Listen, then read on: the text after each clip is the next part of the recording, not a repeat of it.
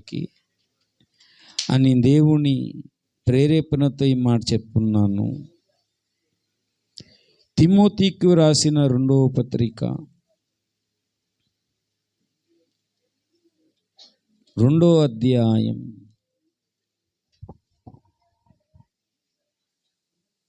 3వ వచనం. క్రీస్తు యేసు యొక్క మంచి సైనికుని వలె నాతో కూడా శ్రమను అనుభవించుము. సైనికుడెవడు యుద్ధమునకు పోవునప్పుడు తన్ను దండులో చేర్చుకొని వానిని సంతోషపెట్టవలనని ఈ జీవన వ్యాపారములో చిక్కుకొనడు. మరియు జట్టి అయిన వాడు పోరాడినప్పుడు నియమం ప్రకారం పోరాడుకుంటే వానికి కిరీటం దొరకదు. చిన్న మాట మనం ప్రార్థన చేసుకుందాం. ప్రేమ కలిగిన తండ్రి, సర్వశక్తిమంతుడైన దేవా, నీ శ్రేష్టమైన పరిశుద్ధ నామమున లెక్కలేని స్తుతులు, స్తోత్రాలు, వందనాలు, కృతజ్ఞతలు చెల్లిస్తూ ఇంతవరకు పాటల ద్వారా మీ నామాన్ని మహింపరుచుకున్నారు. తిరిగి కొద్దిసేపు నాయన నీ వాక్యాన్ని మేము చెప్పుకోవడానికి కృప చూపించండి. మీరు మాట్లాడితే వినాలని వచ్చాము. గడిచిన వారంలో ఈ వారములో నాయన మరి సహవాసం మాకు తక్కువయింది. గడిచిన వారంలో VBS ప్రాక్టీస్ అని నాయన తండ్రి బుధవారం శనివారం రాలేకపోయాం. ఈ వారంలో కూడా బుధవారం శనివారం రాలేకపోయాం. మమ్మల్ని క్షమించండి, మన్నించండి స్వామి.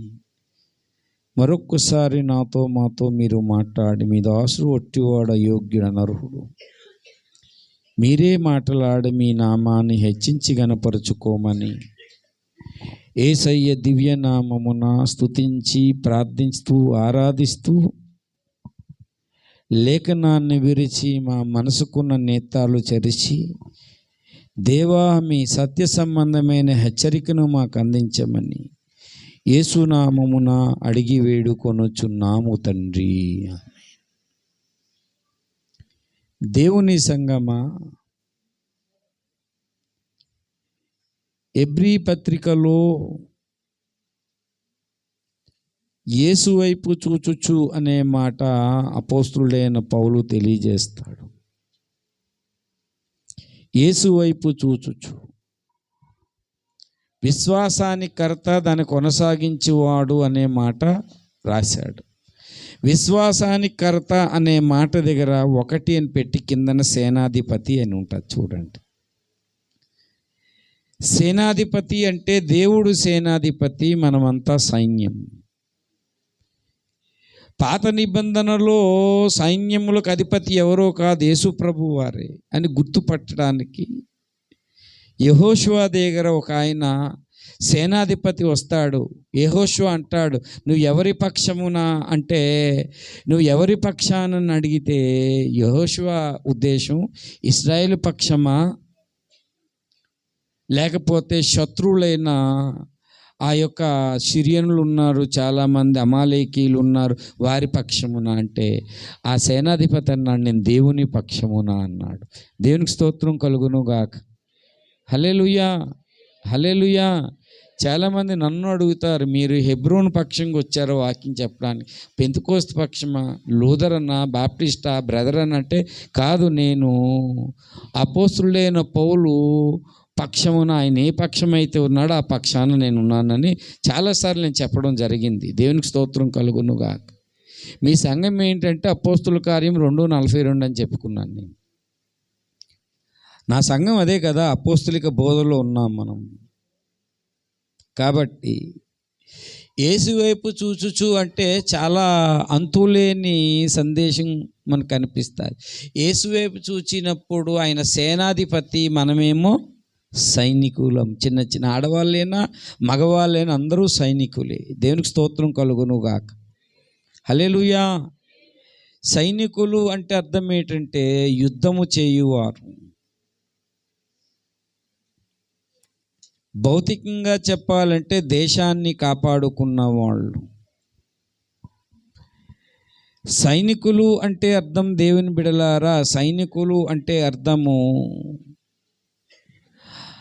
భౌతికమైన విషయాన్ని ఆత్మ సంబంధమైన విషయంతో చూసినప్పుడు పోలిక ఒకలాగా ఉంటుంది, కానీ సైనికుడే కానీ విధానం మారుతుంది.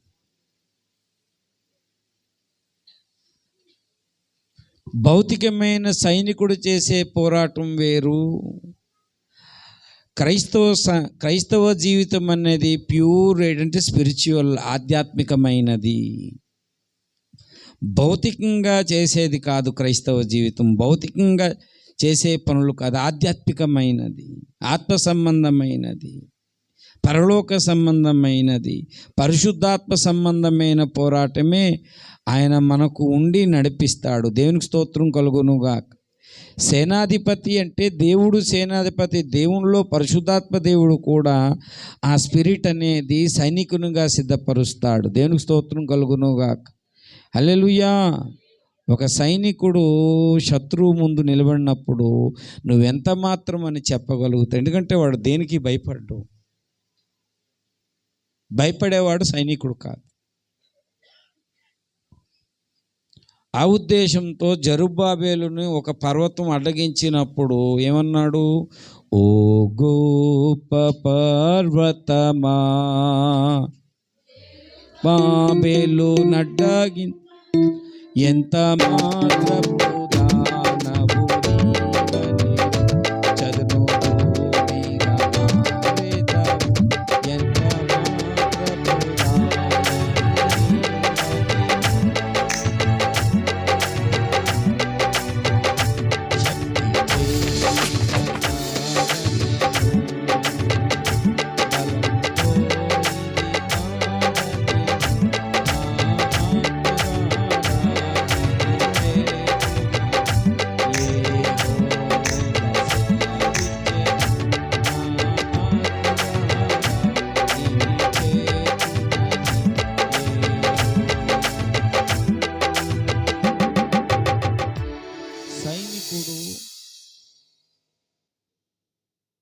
దండులో చేర్చుకున్న వాడిని సంతోషపెట్టాడు. గాయపడడానికైనా గాయపరచడానికైనా సిద్ధంగా ఉంటాడు సైనికుడు అనేవాడు. కొంతమంది రక్తం చూస్తే భయపడిపోతారు, సైనికుడు అలా కాదు.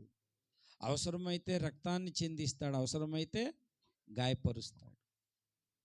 అలాంటి వాళ్ళు ఉన్నవాళ్ళని నా దగ్గర ఉండండి గిద్యోని అన్నాడు, మిగిలిన వాళ్ళు ఎవరింటికి వాళ్ళు వెళ్ళిపోండి అన్నాడు.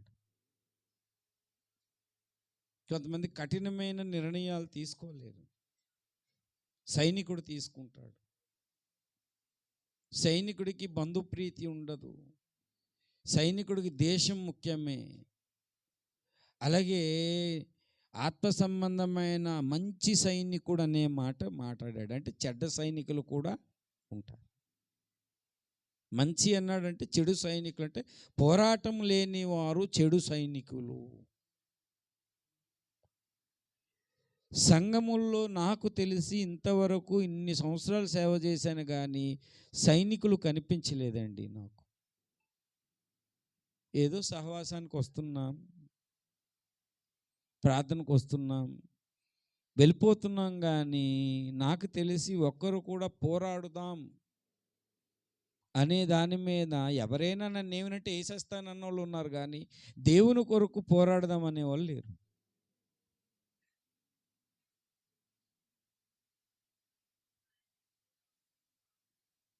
కాబట్టి సైనికుడు అనేవాడు అని చెప్పి అన్నాడు, ఎవరిని సంతోష పెట్టాడు. గుర్తుపెట్టుకోండి, దేవుని సంతోష పెట్టడానికి బ్రతుకుతాడు. నెంబర్ 1. నెంబర్ 2, ఈ జీవన సంబంధమైన వ్యాపారములో చిక్కుకొనడు. 2, ఎవరు? మంచి సైనికుడు.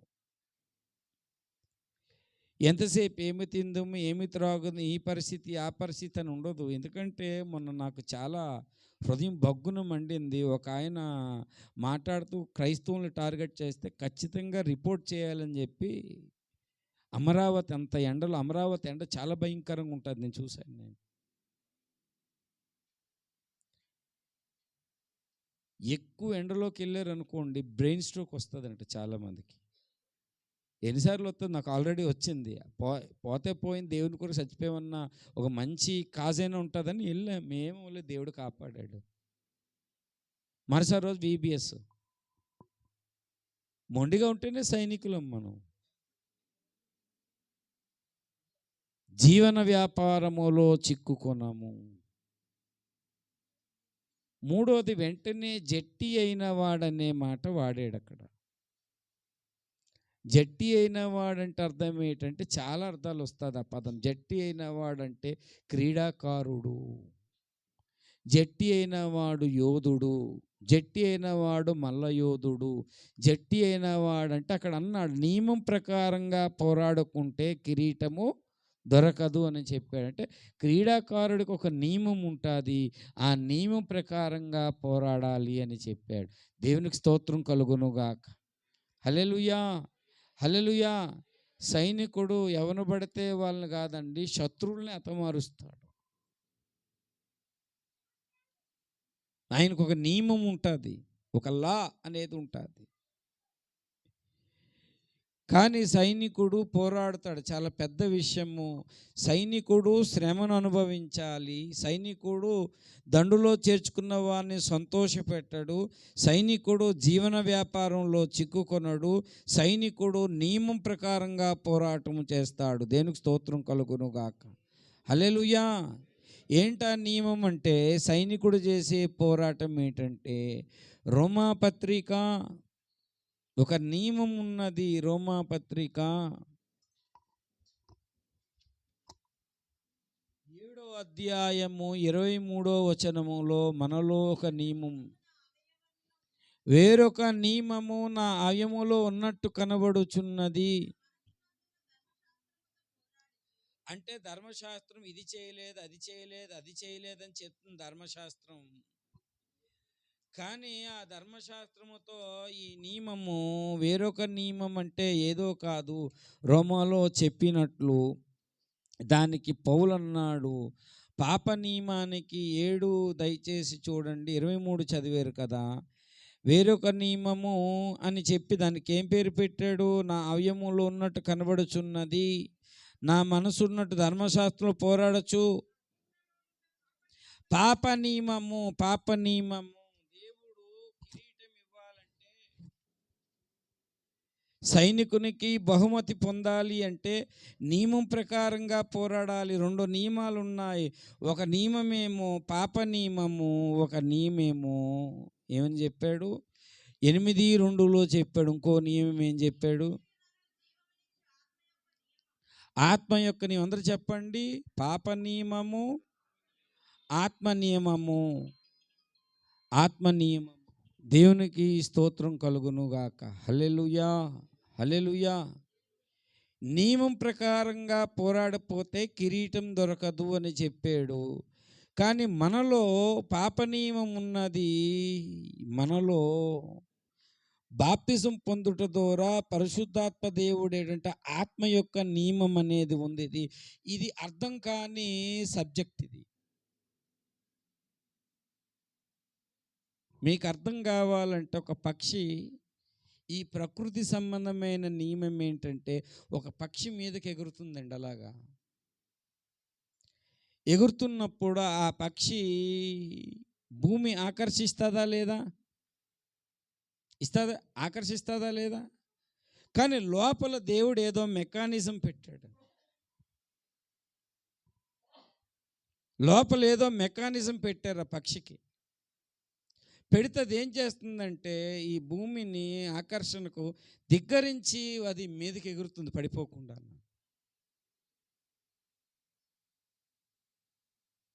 ఒక చేప ఉందండి.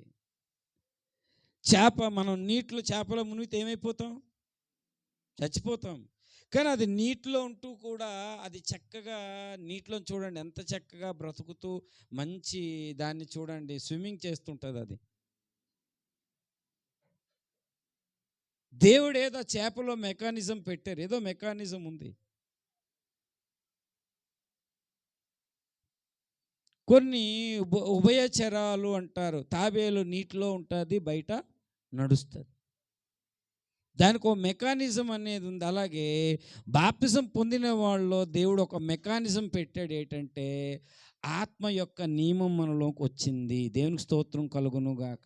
ఈ శరీరము పోరాడుతుంటే దాన్ని ధిక్కరించి కరెక్ట్గా ఆత్మ ప్రకారంగా నడవాలి అనే మాట అపోస్తులుడైన పౌలు ఇందులోని మొదట కేకేసాడండి. ఏం కేకేసాడు? ఏంటి? శరీరానికి దాసుడైపోయాడు. చూడండి 25లో అంటాడు. ఏం కేకేసాడు?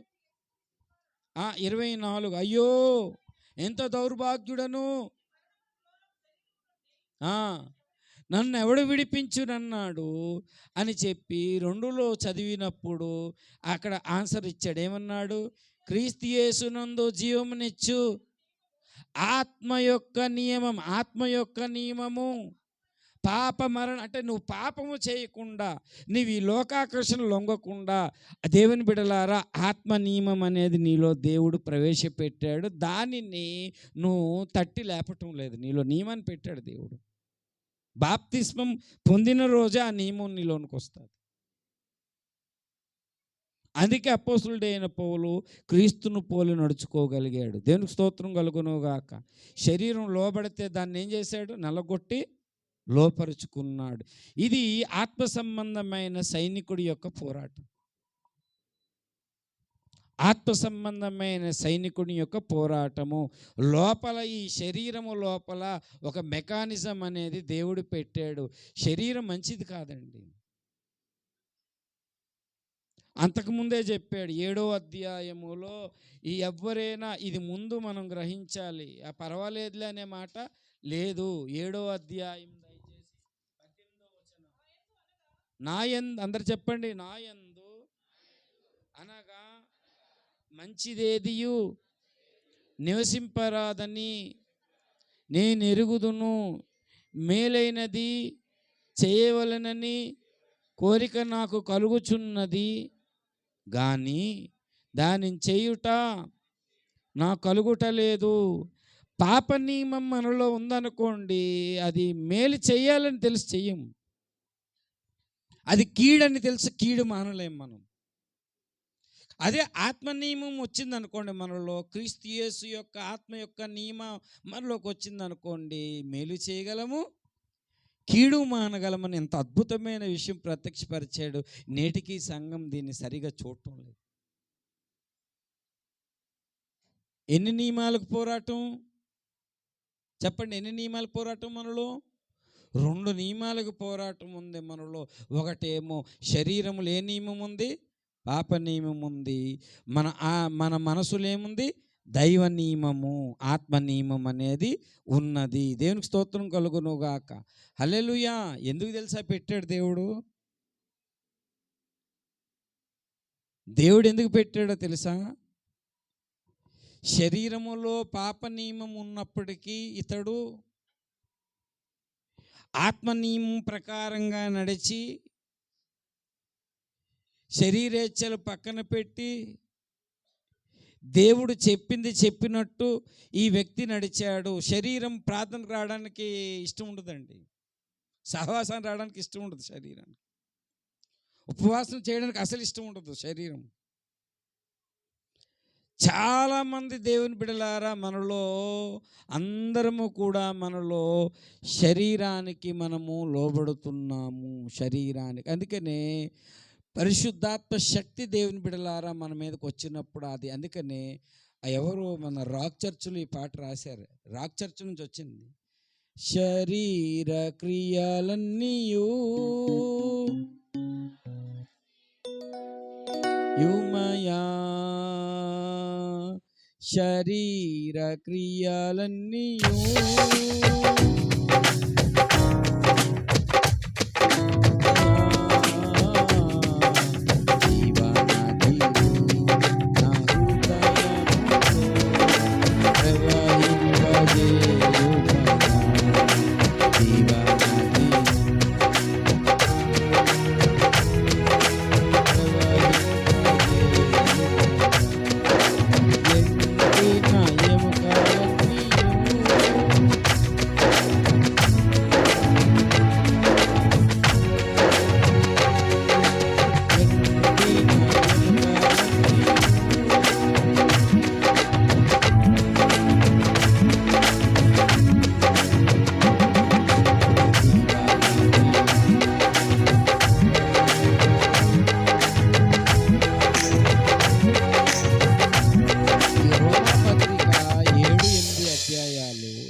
అద్భుతం అంటే 2 రకాల మూల్గులను గూర్చి మాట్లాడుతుంది. మనము మూలుగుతాం. బాధొచ్చినప్పుడు అయ్యో అని మూలుగుతాం గదా! ఈ దేహమంట అక్కడ మూలుగుచున్నదంట. 23 చూడండి 8:23లో మూలుగుచున్నది. సృష్టి యావత్తు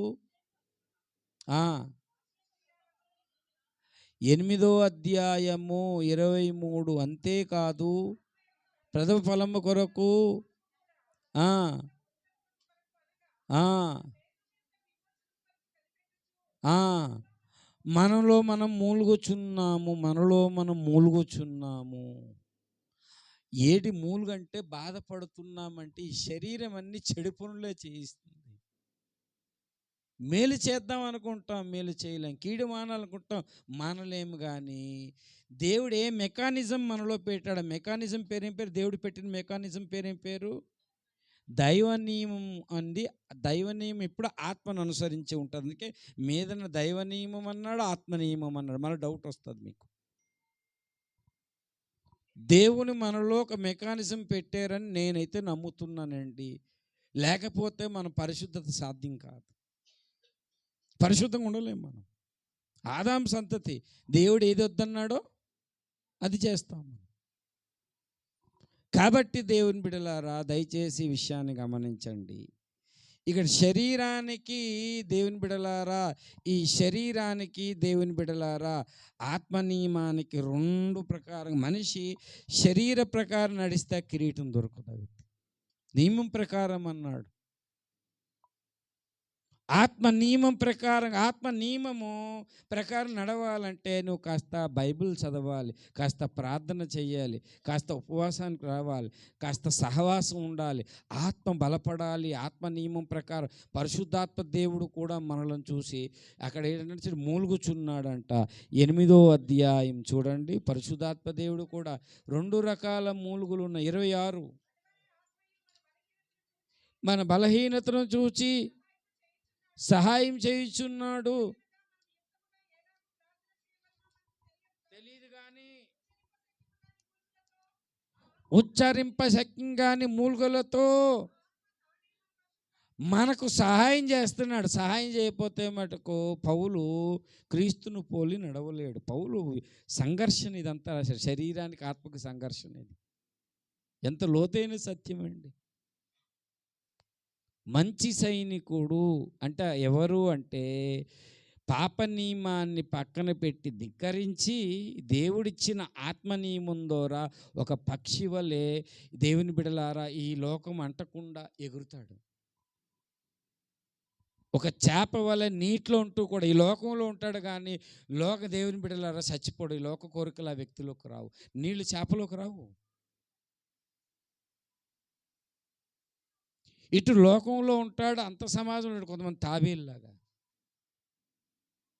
నీటిలోనే ఉంటుంది, బయట ఉంటుంది తాబేలు.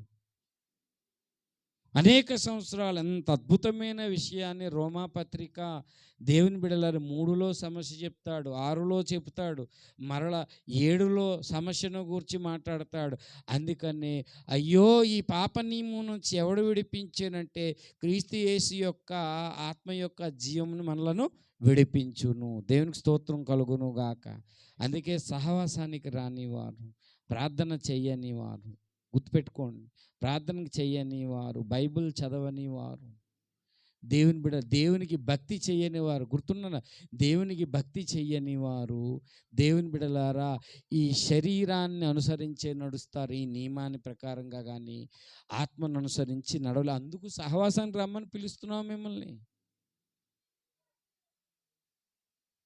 ఆత్మలో దేవుని జీవం దేవుడు నింపుతాడు. అక్కడ జీవం అన్నాడు. 8వ అధ్యాయం 2వ వచనం మరల చూడండి. క్రీస్తు చూడండి యేసునందు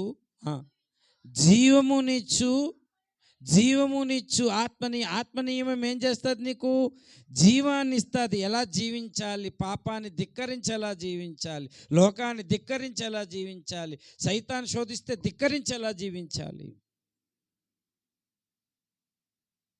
ఆ పక్షి పడిపోదు, అది అనుకున్న దగ్గరే దేవుని బిడలారా అది ఆగుతుంది. చూడండి, కొన్ని పక్షులకు మనమేమో లిఫ్ట్ చూసేటప్పుడు మనం వెళ్ళిన వెంటనే కొన్ని కొన్ని షాపింగ్ మాల్లో చూసారు, అది వెంటనే తెరుచుకుంటుంది. అంటే కారణం ఏంటది? సెన్సార్. ఒక పావురానికి దేవుడు పెట్టాడు సెన్సార్. అది అక్కడ ఉండగా చెయ్యి ఇలాగంటే ఏమైపోద్ది? దానిలో సెన్సార్ ఉంటుంది.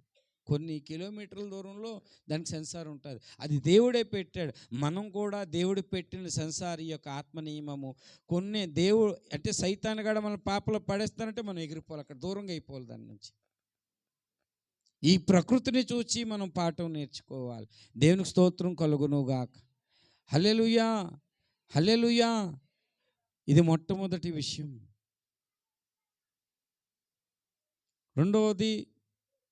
రెండవ విషయము, ఈ భూమి మీద చెప్పాడు. లూకా సువార్త 3వ అధ్యాయము చూడండి. లూకా సువార్త 13వ అధ్యాయము 24వ వచనం.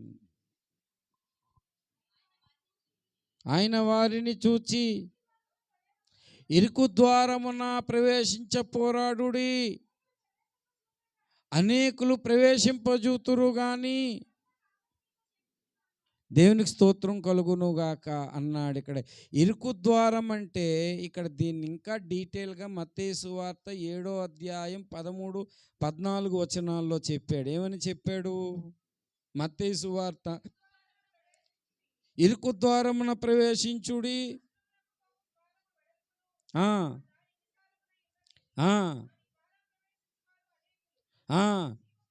ఇరుకు మార్గం = ఏ మార్గం అండి? జీవపు మార్గము. దేవునికి స్తోత్రం కలుగునుగాక. హల్లెలూయా, హల్లెలూయా. యేసయ్య మార్గంలో నువ్వు ఎన్ని కష్టాలు వచ్చినా, ఎన్ని నష్టాలు వచ్చినా, ఎన్ని ఇబ్బందులు వచ్చినా పర్లేదు, ప్రాణాపాయ పరిస్థితి వచ్చినా ఎంత నడుస్తావు అంత జీవాన్ని పొందుకుంటావు. అందుకే యేసు ఒక మాట అన్నాడు, ఈ రోజుకి అర్థం కాలేదు. యేసు, నా మార్గంలో ఎవరు నడిస్తే నేనే మార్గము, నేనే జీవము, నేనే, అలాగన్నాడా? నేనే మార్గము, సత్యము, నేను ఏదంటే అది అనేస్తున్నారు మీరు. నేనే మార్గము, సత్యము. అంటే నా మార్గంలోకి వచ్చి ఎవడైతే సత్యాన్ని తెలుసుకుంటాడో వాడే ఈ జీవం కనుగొని ఆ మార్గంలో నడవగలడని అర్థం. దేవునికి స్తోత్రం కలుగునుగాక. హల్లెలూయా. ఈనాడు చాలామంది ఏళ్ల తరబడి సంఘానికి వస్తారు సత్యం తెలుసుకో. అంటే ఏం సత్యం తెలుసుకోవాలి అంటే నీ జీవితానికి పరమార్థమైన సత్యాన్ని. చాలామంది సత్యం గురించి, యేసుప్రభు వచ్చిందే సత్యం గురించి సాక్ష్యం ఇవ్వటానికి.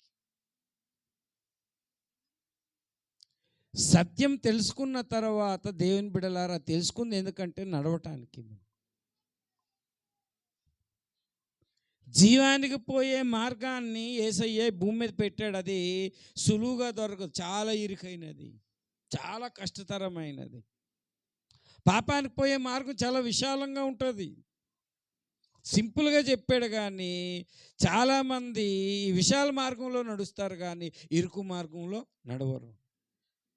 ఇరుకు మార్గం నీకు నచ్చినట్టు ఉండదు. ఇది నీ సొంత నీతి వదిలేయాలి, సొంత జ్ఞానం వదిలేయాలి, సొంత బుద్ధి వదిలేయాలి. ఎలా పడితే అలా నడుద్దామంటే కుదరదు.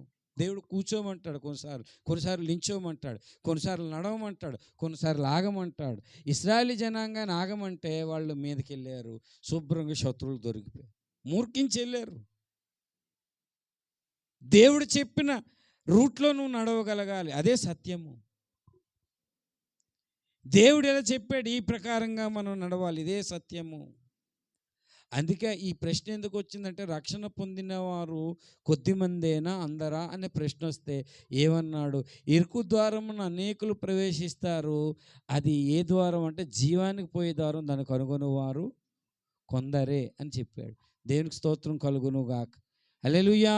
అందరూ నడవలేరండి, ఇందులో చాలా కష్టంతో కూడుకుంది. అందరూ దేవుని మార్గంలో అంటారు, చిన్న నింద వస్తే వెనక్కి వెళ్ళిపోతారు, చిన్న కష్టం వస్తే వెనక్కి వెళ్ళిపోతారు, చిన్న నష్టం వస్తాయి, కానీ ఇలా కాదు, నాకు సత్యం కావాలి, పర్వాలేదు, ఎన్ని బాధలు వచ్చినా, ఎన్ని నిందలు వచ్చినా, ఎన్ని కష్టాలు వచ్చినా సరే అని ఎవరైతే ముందుకు నడుస్తారో వాళ్ళు మాత్రమే ఆ మార్గాన్ని కనుగొన్నారు. కాబట్టే ఆఖరిలో పౌలు చెప్పగలిగాడు. ఏం చెప్పగలిగాడు? నేనైతే కరువైనను, ఖడ్గమైనను, వస్త్రహీనత అయినను, అట్టిది ఏదైనను క్రీస్తు ప్రేమలో నుండి ఏది కూడా నన్ను ఏం చేయదు, ఎడబాపనేరు. అంతగా పౌలు ఆ మార్గంలో నడిచి దేవుని ప్రేమను పొందుకున్నాడు.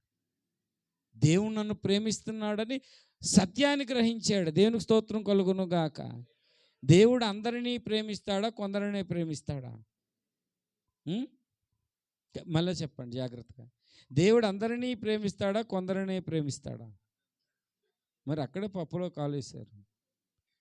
దేవుడు లోకానంతా ప్రేమించింది, అదే ఇక్కడ మనం చెప్తున్న సత్యం. దేవుడు లోకానంతా ప్రేమించాడు.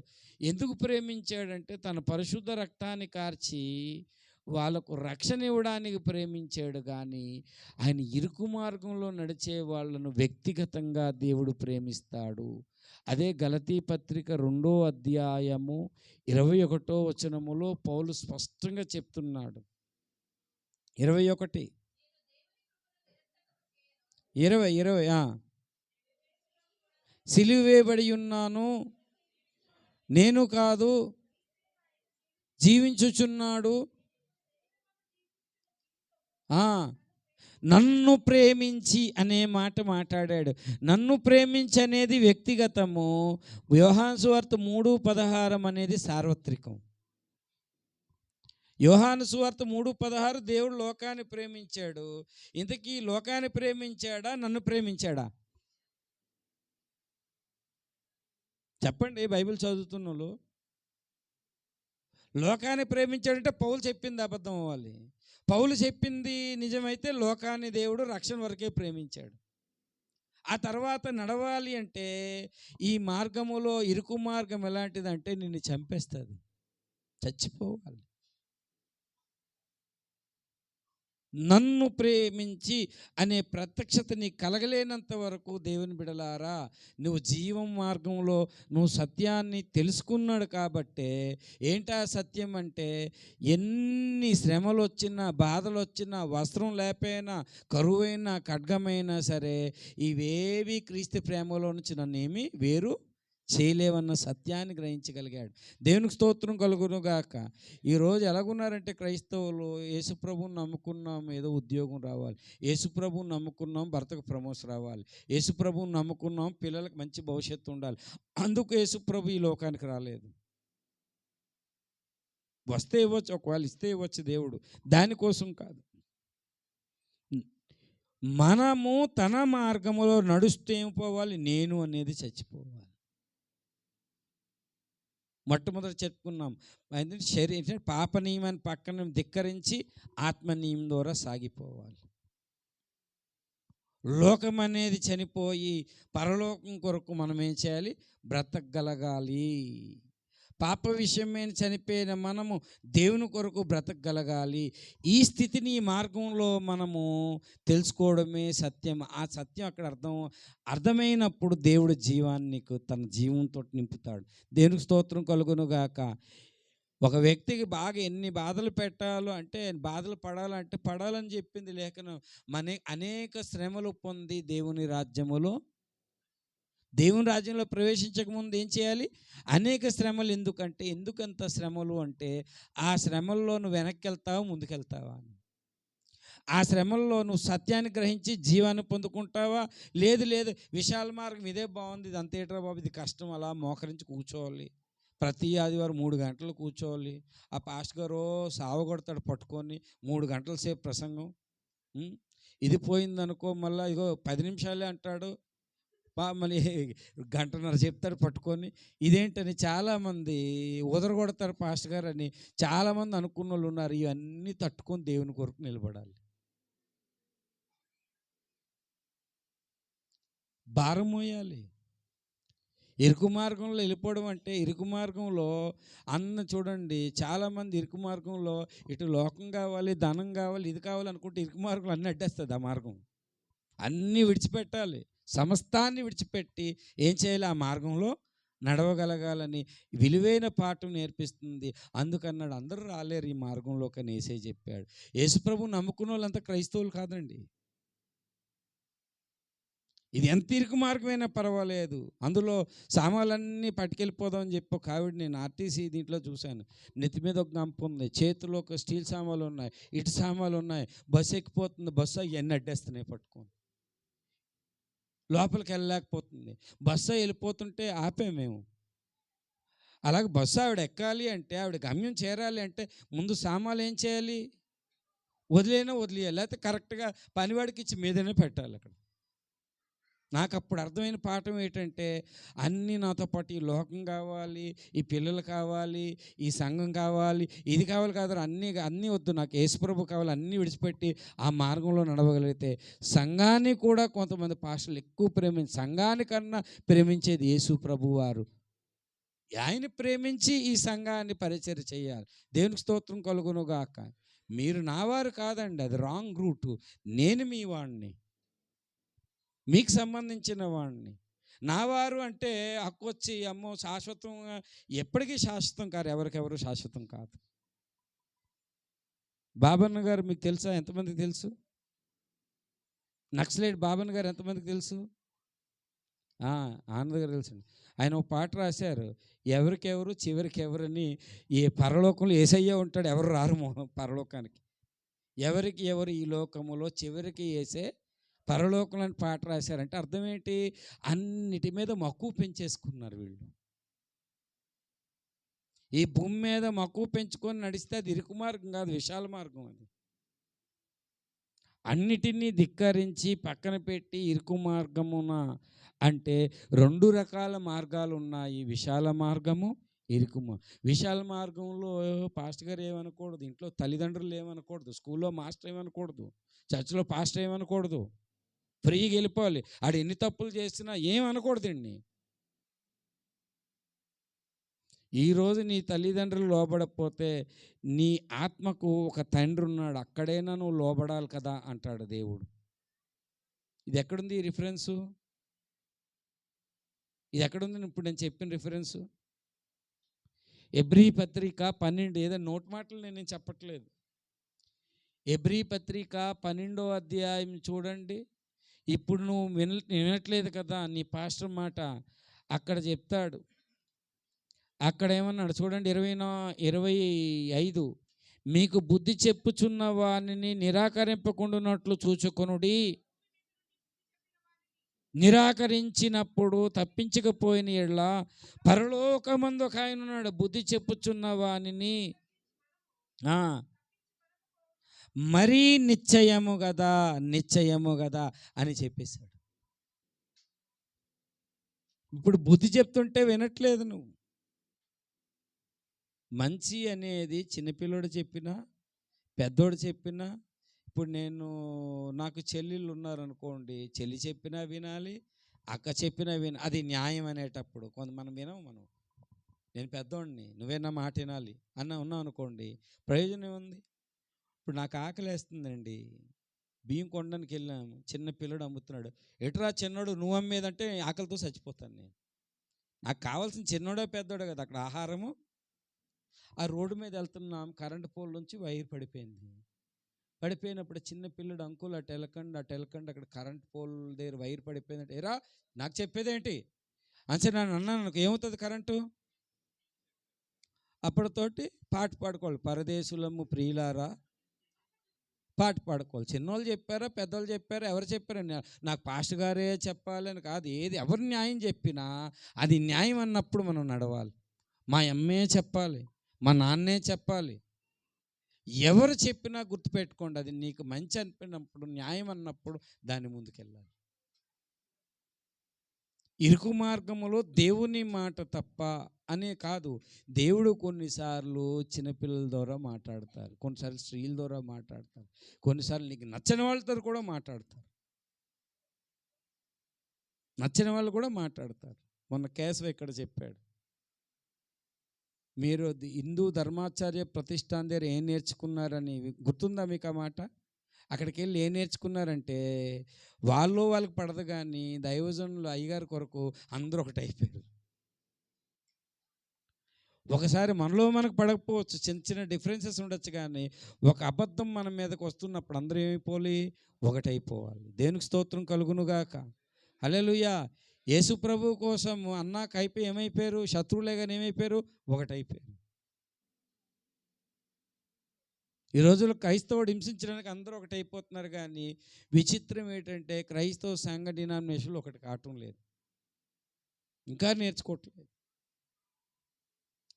ఇరుకు మార్గమున ప్రవేశింప పోరాడుడి అనే మాట అన్నాడు.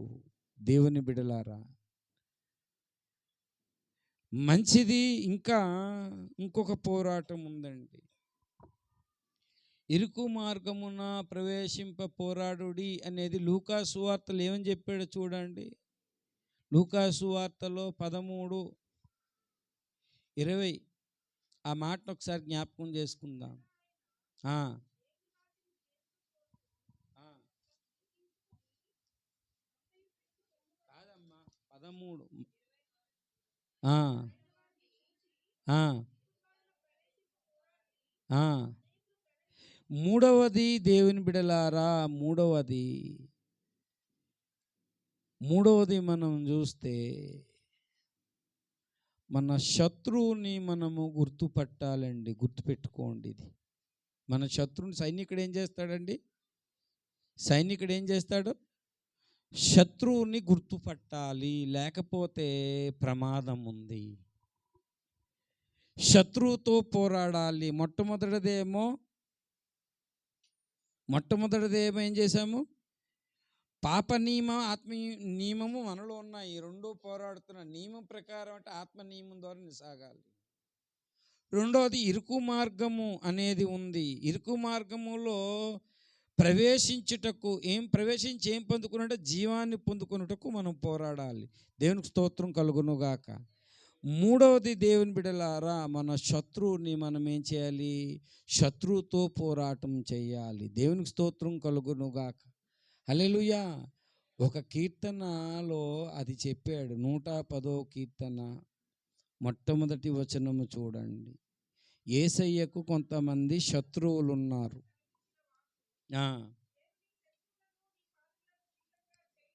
నేను నీ శత్రువులను పాదమునకు పీఠముగా చేయు వరకు.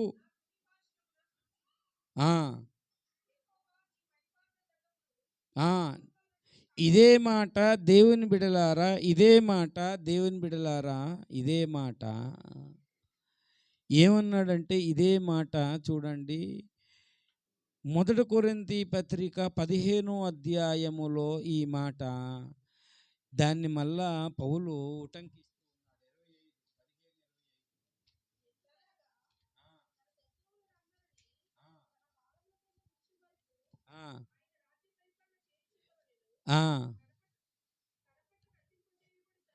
అంటే దేవుని బిడలారా, కడపట ఒక శత్రువు ఉన్నాడు. మనిషికి ఏంటండి? మరణము. మరణం దేనివల్ల వస్తుంది మనలకు? ఇదే ఎబ్రీ పత్రిక 14 చూడండి. ఇదే పత్రిక, ఎబ్రీ పత్రిక 12:4.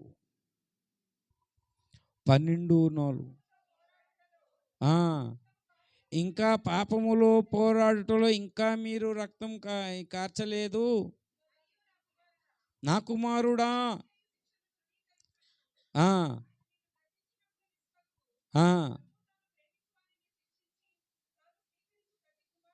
అప్పుడప్పుడు దేవుని బిడలారా, పాపముతో పోరాడుతా. అక్కడ ఆత్మ నియమం, పాప నియమానికి పోరాటం. ఇంకా డైరెక్ట్ స్టేట్మెంట్ ఏంటంటే పాపముతో పోరాడడం అంటే దేవుని బిడలారా, అంటే పాపానికి వచ్చే జీతము పాపము అనగా దేవుని బిడలారా, అది అదృశ్యంగా దేవుని బిడలారా మనలోని సైతానుగాడు పాపం చేయడానికి ప్రేరేపిస్తాడు. ఎందుకంటే మరణం గల బలము గలవాడెవరు? సాతాను. ఈ భూమి మీద మనం పాపం చేసే దేవుని బిడలారా చేయించే ఒక దుష్టశక్తి పేరేం పేరు?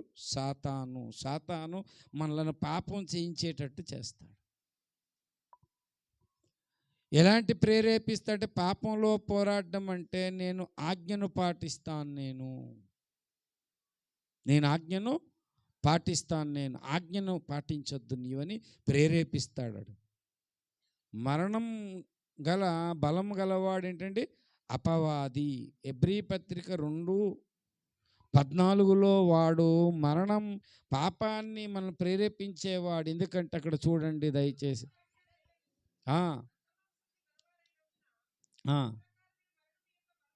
మరణం యొక్క బలము గలవాడెవరు? అపవాది. మరణం గల అపవాది అంటే మరణాన్ని ఎలా తీసుకొస్తాడంటే పాపం చేయించి, ఇండైరెక్ట్గా ఉంది అది. ఏం చేయిస్తాడు మనతోటి? పాపము, అవిశ్వాసపరిచేటట్టు చేస్తాడు. మనుషుల్లో ఏమొస్తుంది?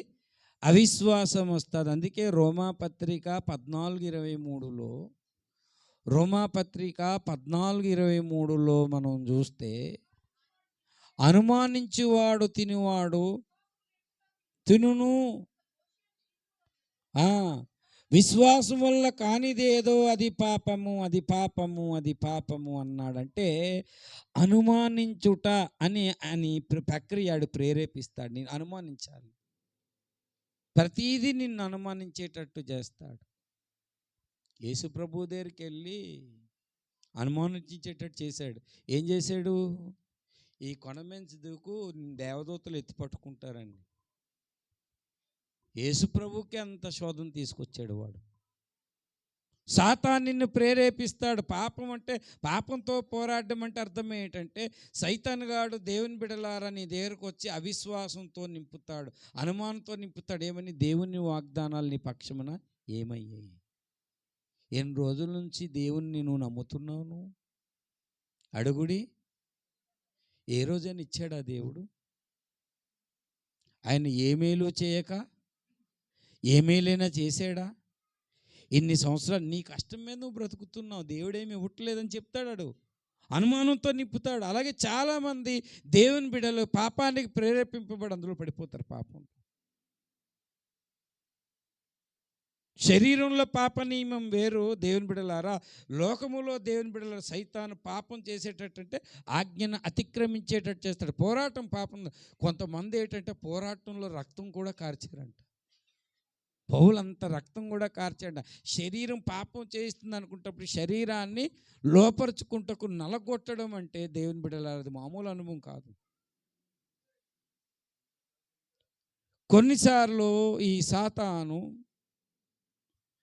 ప్రేరేపిస్తూ ఉన్నాడు. ఏమనంటే చూడండి, పాపము. యాకోబు పత్రిక 4:17. యాకోబు పత్రిక 4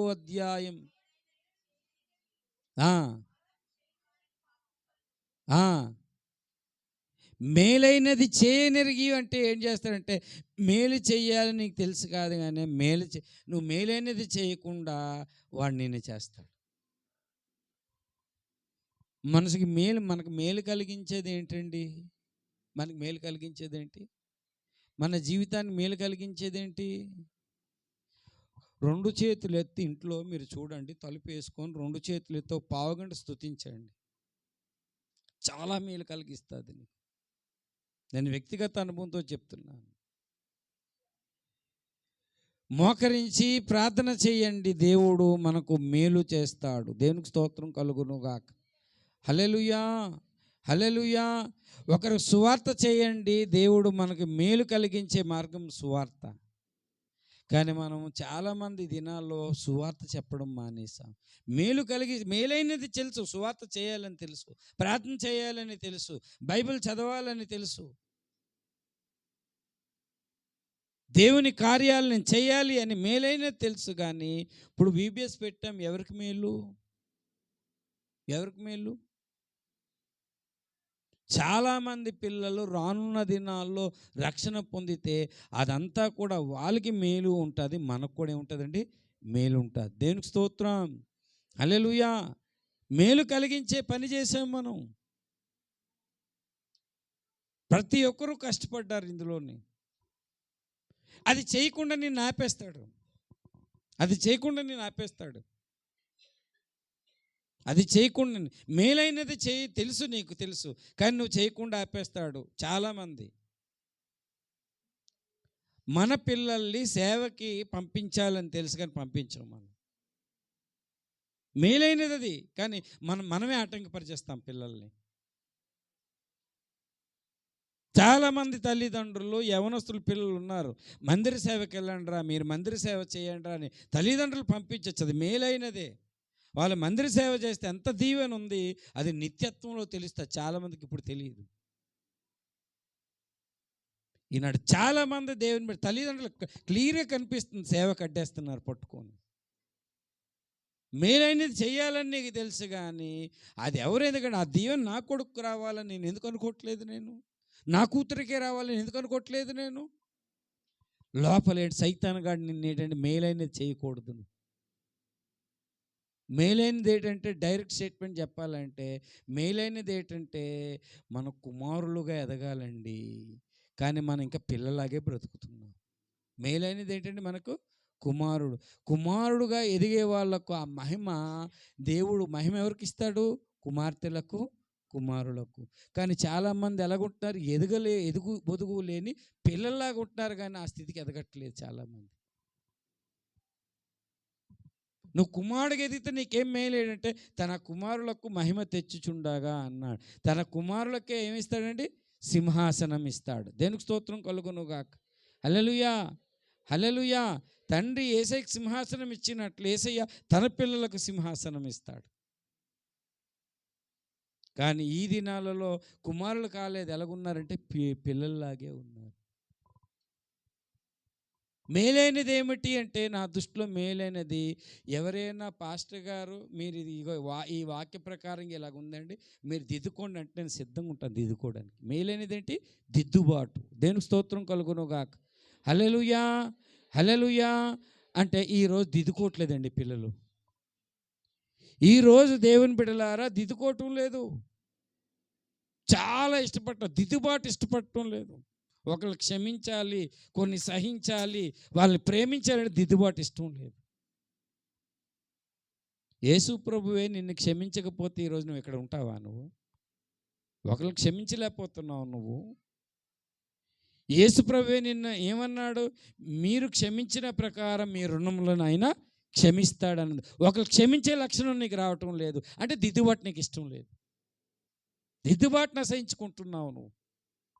దేవుడు దిద్దాలని చూస్తాడు, నిన్ను దిద్ది ఉత్తమమైన బహుమానం ఇవ్వాలని చూస్తే నువ్వు అలాగే నీ మైండ్ అలాగే ఉంచుకుంటున్నావు. కొంతమంది ఎవరితో సమాధానం పడరండి, ఎవరిని క్షమించరండి, దేన్ని సహించరండి. ఎందుకంటే దేవునిలోకి వచ్చి దిద్దుబాటును ప్రేమించిన వారు మేలైనది చేయని ఎరిగి అలా చేయకపోతే ఏమవుతుంది? పాపం అయిపోద్ది. అది అంత లోతైన సత్యం ఉంది అందులో. ఏమైందండి? యేసు ప్రభు వారు క్షమించడానికి మనం యోగ్యులమండి? ఇంతలో కనిపించి అంతలో ఆవిరి వంటి వారం, బుడగ వంటి వారం మనం. నిజంగా చూస్తే ఆయన ప్రేమ చూస్తే కన్నీరు కారుతుంది. మట్టి పురుగుల దగ్గరికి వెళ్ళి దేవాది దేవుడు మట్టి పురుగులు కాలు కడిగారండి. ఆ యొక్క తగ్గింపు మనకుందా ఈరోజు? మట్టి పురుగులు కాళ్ళు కడిగాడు. అసలు యోగ్యుల శిష్యులు యేసయ్య కాలు కడగడానికి? దయచేసి క్రైస్తవులను చెప్పుకోవద్దు, చలామణి అయిపోతున్నావు నువ్వు.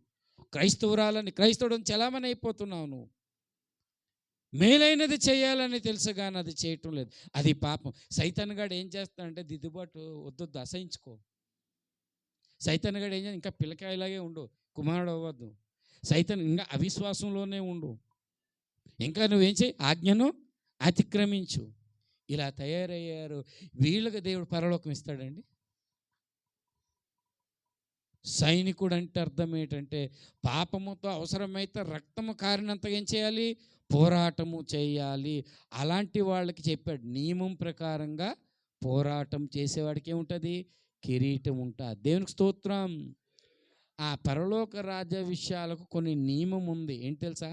పరలోక రాజ్యానికి ఒక నియమం తెలుసా? పరలోక రాజ్యానికి వెళ్ళేవాడు అందరికన్నా ఏం చేయాలి? తగ్గించుకోవాలి. గొప్పవాడు అన్నవాడు అందరి కాళ్ళు కడగాలి. ఇంకా ఆ తగ్గింపు ఉందా నీకు?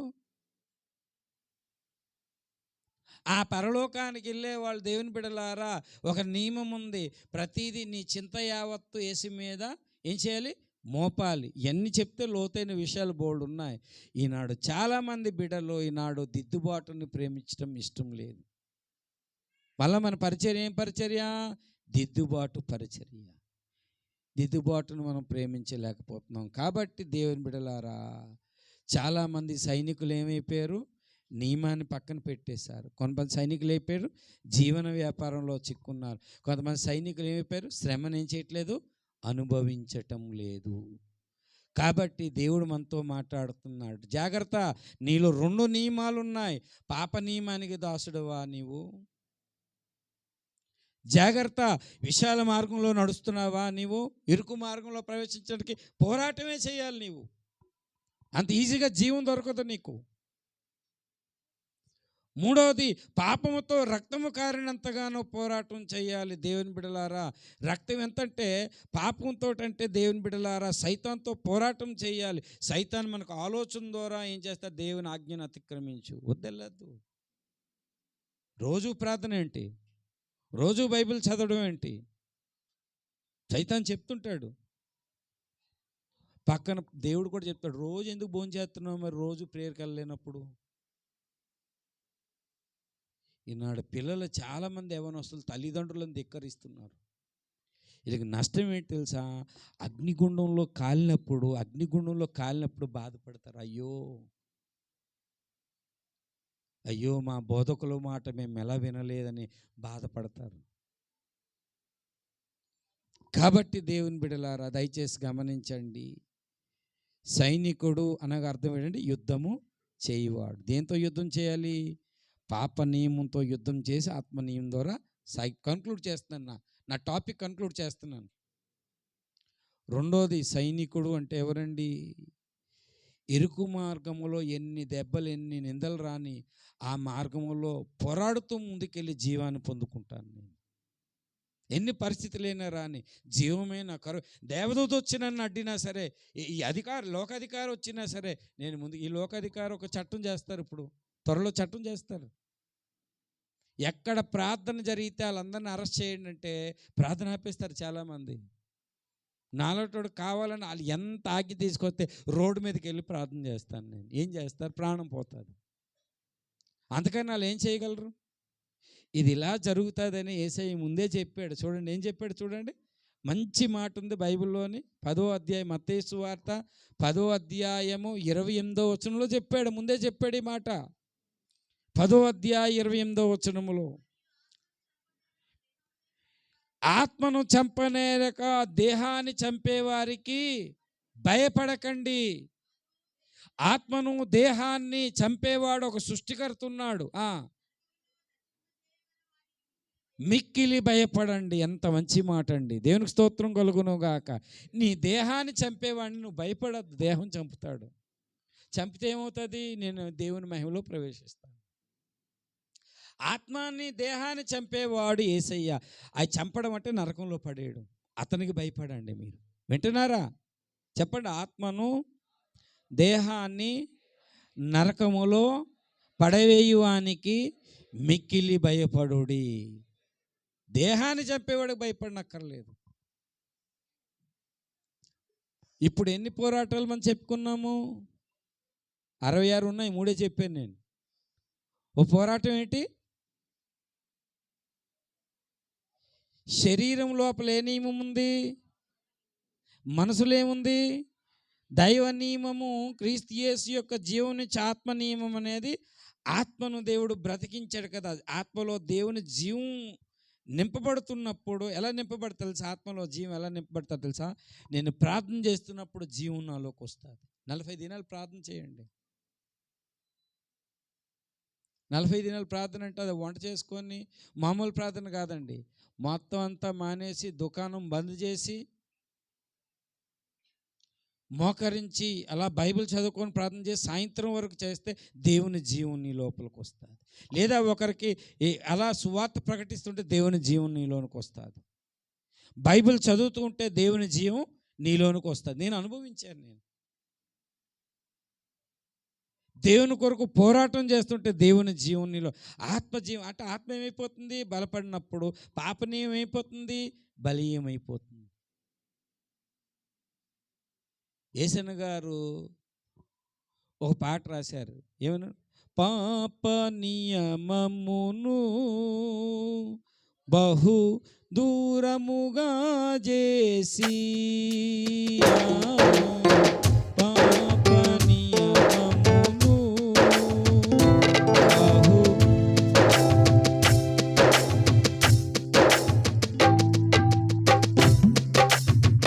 పరిశుద్ధాత్మతో ప్రభువా నీలో జీవించుట ప్రభువా నీలో జీవించుట కృపా బాహుళ్యమే నాయన కృపా బాహుళ్యమే కృపా బాహుళ్యమే నాయన కృపా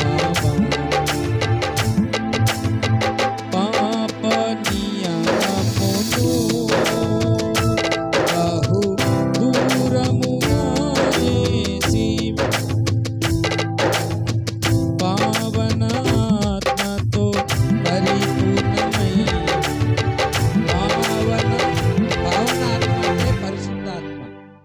పావనాత్మ అంటే పరిశుద్ధాత్మతో, పరిశుద్ధాత్మ శక్తి ఏం చేస్తాడు? ఈ బైబిల్లో ఉన్న జీవం మనలోనే పెడతాడు ఆయన పరిశుద్ధాత్మ దేవుడు. యేసయ్యకి కావలసినట్టు మనల్ని ఏం చేస్తాడు? అలంకరిస్తాడు, తన జీవం నింపుతుంటాడు. అప్పుడు ఏమవుతుంది? పాప నియమం నెమ్మది ఏమైపోతుంది? ఇది యేసన్న గారే కాదు, ఓఫిర్ గారు కూడా మరి ఒక తరి నేను గాయపరిచితలోని పాప నియమము చాలా బలమైపోయిందంట, అందులో పాడుతారు. భక్తులందరూ అనుభవించారు, కానీ మనలోని ఆత్మ నియమం ఎప్పుడు బలం అవుతుందండి? ఈ వాక్యం అర్థమైన వాళ్ళు ఒకసారి దేవుని స్తోత్రం చెప్పండి. హల్లెలూయా. నాకు డౌటేనండి, కొంతమందికి అర్థం కావట్లేదు, ఏమని డౌట్. మీ ఇద్దరు ఇలా రండి, వీళ్ళకి అర్థమైనట్టు చెప్తాను నేను. నువ్వు వెళ్ళరా, ఎవరు తప్పుగా తీసుకోకండి. నువ్వు డైరెక్ట్ ప్రిన్సిలరా. ఇప్పుడు పాప నియమం అనుకోండి, ఈడు కాదు అనుకోండి, పాప నియమము. దేవునికి సహవాసం చేస్తున్నప్పుడు ఏమవుతుందంటే ఈ ఆత్మనియమం ఇంత పొడుగ్గా ఉంటుంది. ఎవరు పొడుగున్నారు ఇద్దరులోని?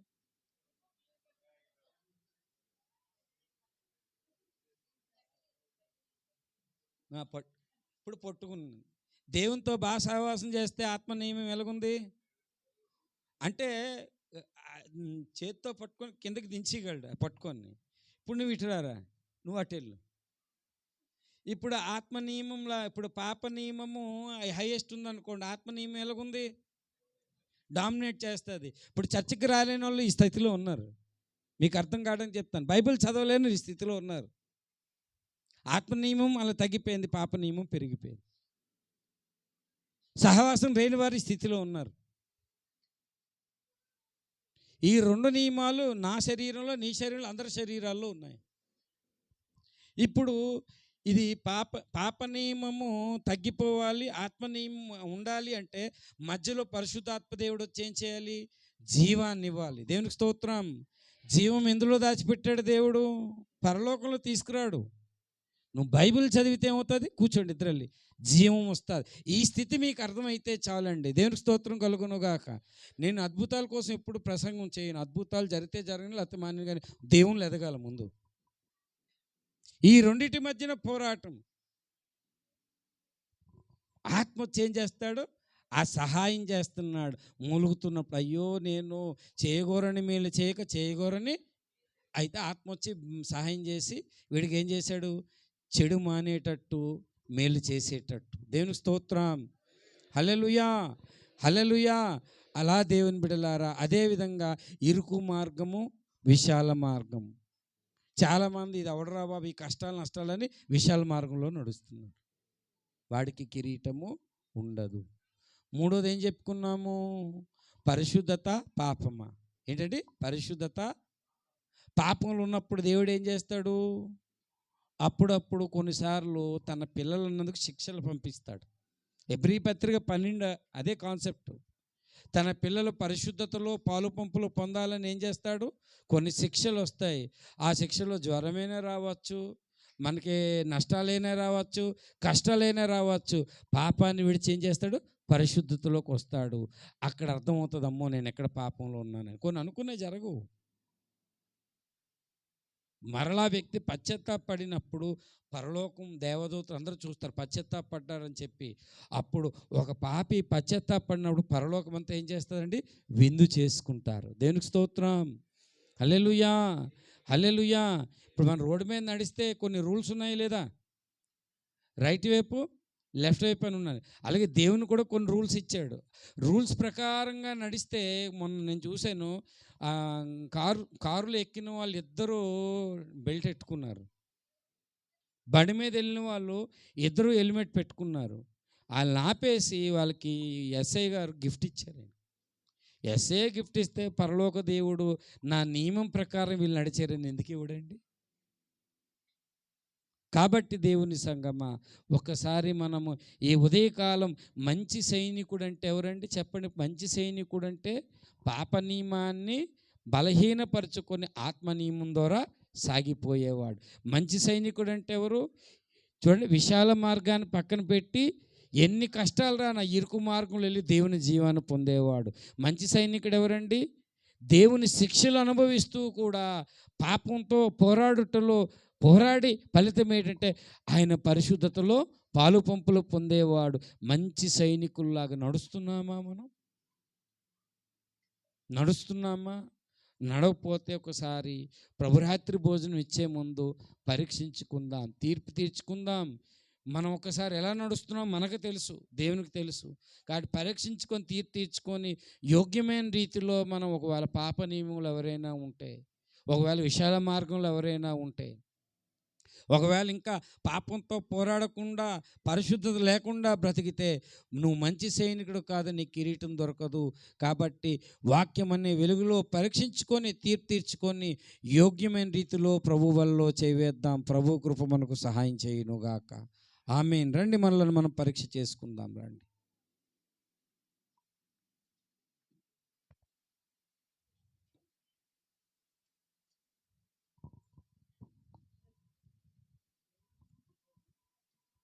దేవుడు నీతో మాట్లాడు అనుకుంటే మారు